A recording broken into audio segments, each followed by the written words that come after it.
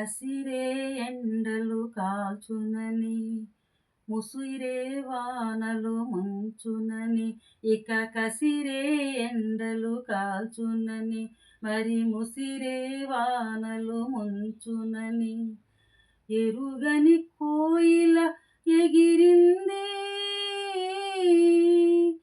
ఎరుగని కోయిల ఎగిరింది, విరిగిన రెక్కల ఒరిగింది, నేలకు ఒరిగింది. ఇది మల్లెల వేళయని, ఇది వెన్నెల మాసమని, తొందరపడి ఒక కోయిల ముందే కూసింది, విందులు చేసింది.